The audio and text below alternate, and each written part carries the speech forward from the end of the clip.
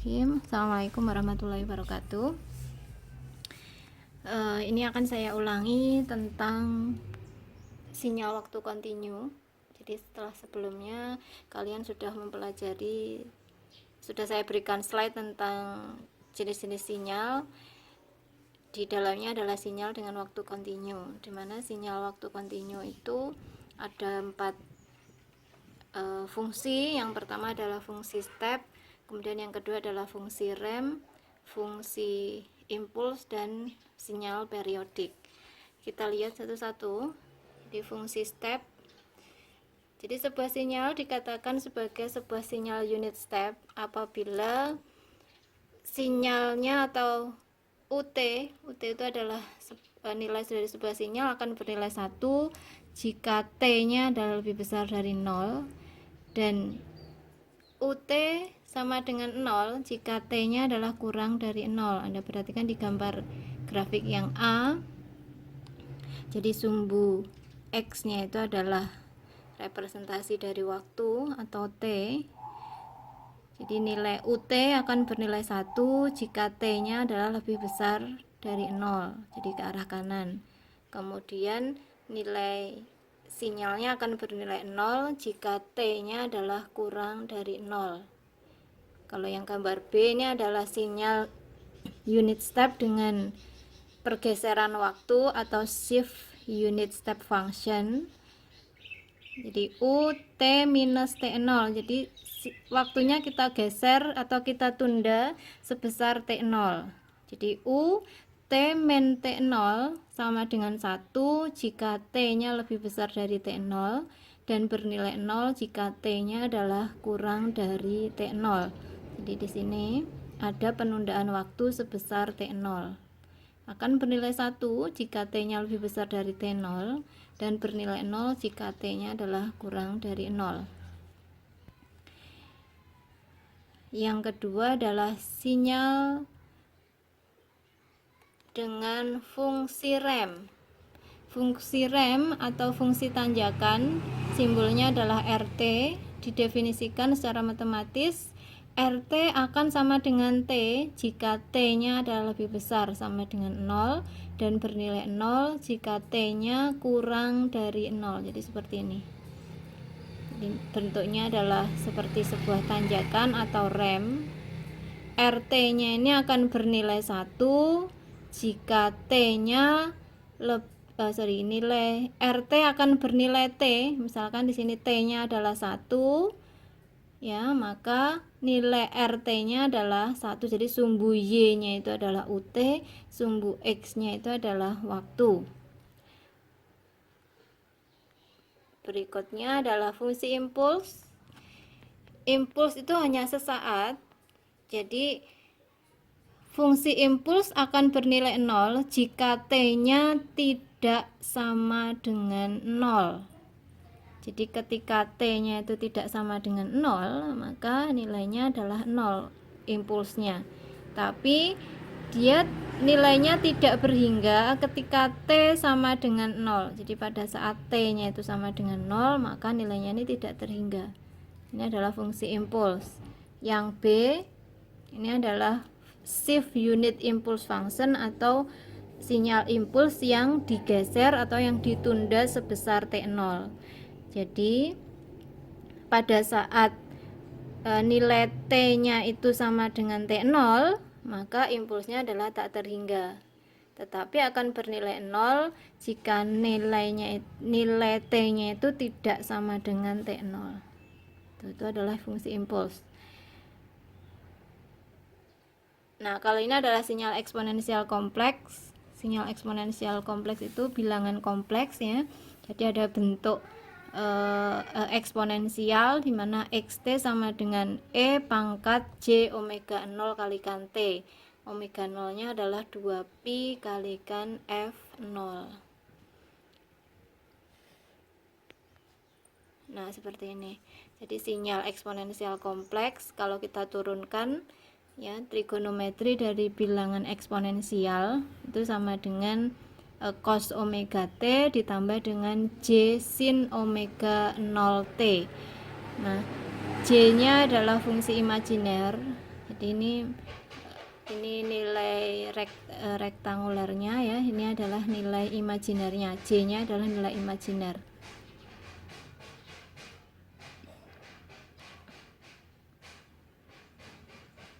Oke, berikutnya adalah sinyal periodik. Sinyal periodik, jadi sebuah sinyal dengan waktu kontinu xt akan disebut sebagai sinyal periodik dengan periode T. Jadi satu periode itu adalah satu bentuk gelombang atau satu bentuk gelombang yang sama. Apabila di sini kalau kita lihat di gambar ini, sinyal periodik itu dia akan periodik atau akan berulang pada periode yang sama. Jadi UT sama dengan 1 atau ada batasan waktunya, di mana 0 T-nya ya, batasnya adalah 0 kurang dari T kurang dari 1, kemudian akan bernilai 0 jika T-nya sama dengan 0. Jadi ini nilainya ini akan bernilai 1 ya. UT-nya akan bernilai 1 jika nilainya adalah 0 kurang dari T kurang dari 1. Kemudian akan bernilai 0 jika di sini ya 1 kurang dari T kurang dari 2. Jadi satu bentuk gelombang yang sama itu namanya adalah sinyal periodik atau berulang pada periode-periode tertentu. Nah, seperti ini. Jadi ini adalah sinyal periodik gelombang kotak ya, T-nya adalah 4 atau periodenya 4.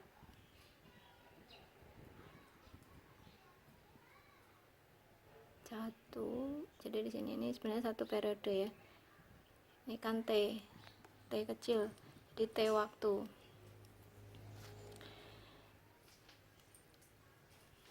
Nah, yang ingin saya jelaskan di sini adalah tentang sinyal sinusoidal.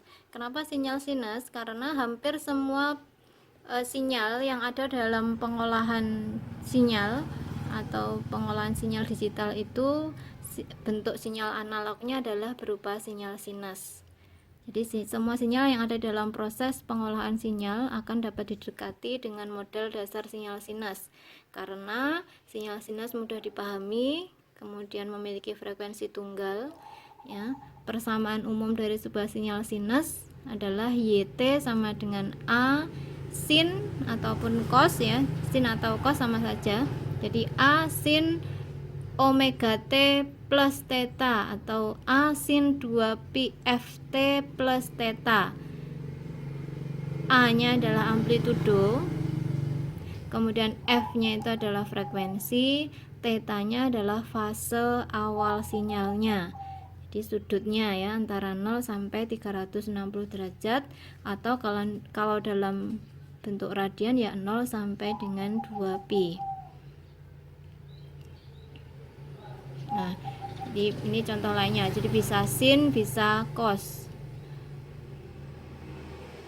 Nah, ini adalah sinyal sinus. Sinyal sinus satu periode. Ya, ini dikatakan satu periode. Jadi diambil satu bentuk gelombang yang sama. Jadi kalau sinyal sinus, kalau kita punya sinyal sinus, jadi ini sinyal sinus. Nah, ini 0 ya, kemudian di sini adalah T, sumbu Y-nya itu adalah XT, maka ini satu periodenya nih. T adalah satu periode, di mana T itu sama dengan 1/F. Jadi satu puncak, satu lembah. Ini namanya adalah satu periode. Jadi satu bentuk gelombang yang sama. Satu bentuk gelombang yang sama itu namanya adalah satu periode. Nah, kalau berulang dengan bentuk yang sama berarti sinyal periodik. Ya, jadi tadi persamaannya XT sama dengan A sin atau cos ya omega T plus theta. Ya, omeganya itu adalah 2pi F. Ya, theta-nya ini adalah pergeseran fasenya. Kalau kita lihat di sini A-nya itu adalah amplitudo ya, ini nilai A-nya atau amplitudo. Ini adalah amplitudo. Kemudian ini T-nya ya, T-nya atau periodenya.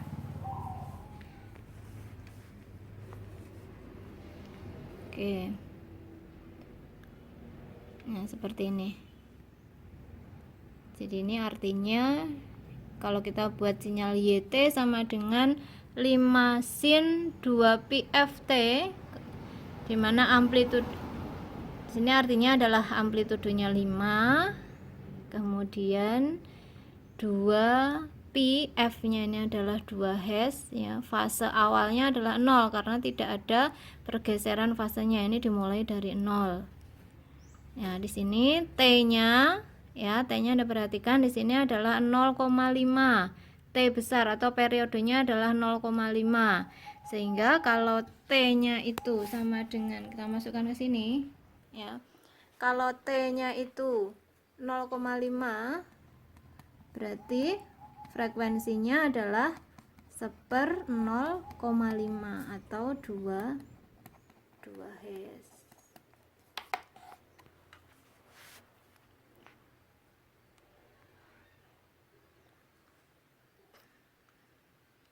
Ini juga ini yang bentuk yang cos. Nah, lalu tadi ya untuk sinyal periodik, cara membuktikan dua sinyal, misalkan kita punya dua buah sinyal ya, misalkan X1 dan X2. Jika X1T dan X2T itu adalah sinyal-sinyal periodik dengan masing-masing periodenya adalah T1 dan T2. Nah, di sini sinyal tersebut akan dikatakan sebagai sebuah sinyal periodik apabila nih ya. Jadi persamaan di atas atau X1 dan X2 ini akan terpenuhi sebagai sinyal periodik jika dan hanya jika T1 per T2 nya adalah P per Q, di mana P dan Q nya adalah bilangan integer. Bilangan integer adalah bilangan bulat. Contohnya di sini misalkan X1 sinyal adalah cos pt per 2, kemudian ini X2 ya, harusnya X2 nya adalah cos pi T per 3, maka sesuai dengan persamaan sinyal sinus, kalau jadi kita punya dua buah sinyal, X1T nya itu adalah cos pi T per 2, kemudian X2 nya itu adalah cos pi T per 3. Jadi kita punya persamaan umum XT itu sama dengan A sin atau cos ya, kalau di sini adalah cos omega T ya plus theta. Kalau dalam contoh di sini berarti tetanya adalah 0, amplitudenya di sini amplitudenya berarti nilai A-nya itu sama dengan 1 ya. Di sini 1. Itu sama aja. Tidak kita tulis tidak apa-apa. Sehingga X1 memiliki, kalau kita masukkan di sini berarti omeganya ya, omeganya berarti pi per 2. Jadi omega 1-nya itu sama dengan pi per 2. Kemudian sinyal yang kedua berarti omega 2 itu adalah di sini pi per 3. Pi per 3. Ya. Sehingga kalau kita punya omega satunya itu sama dengan pi per 2, tadi omega itu rumusnya adalah 2pi kali F ya, berarti F sama dengan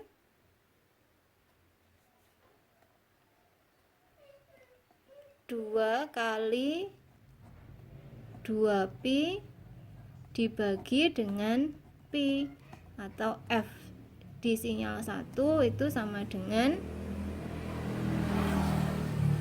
F1-nya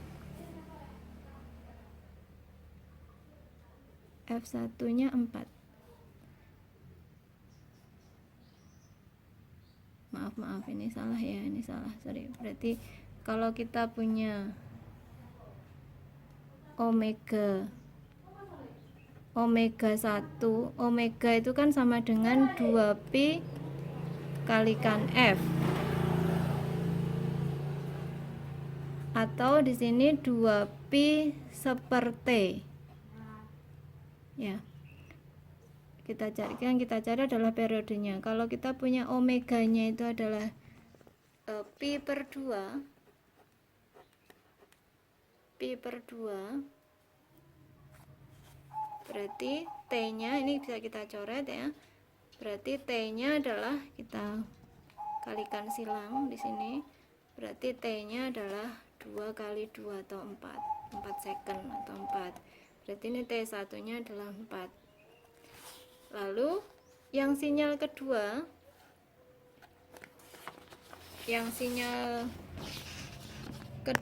berarti di sini kita punya omega 2-nya adalah pi per 3. Berarti di sini 2pi kalikan F atau 2pi per T2 itu sama dengan pi per 3. Ini kita coret, kita kalikan silang, berarti T2-nya adalah 6. Jadi kita punya T1-nya itu 4, kemudian T2-nya 2. Kita lihat lagi di slide. Nah, supaya sinyal periodik itu terpenuhi, maka T1 per T2-nya itu sama dengan P per Q. Ya, kita lihat di sini T per T1 atau T1 per T2-nya itu sama dengan 4 per 6. Ya, kalau kita sederhanakan ya berarti ini 2, ini 3. Berarti 3T1 sama dengan 2T2. Ya, ini kan 6 ini adalah bilangan integer atau PH-nya itu ini. PH-nya nih. Nah, jadi ini sama dengan T. Jadi dia akan saling periodik ketika T-nya itu mencapai 3T1 atau 2T2. Misalkan kita ambil tadi T1-nya kan kita punya T1-nya 4.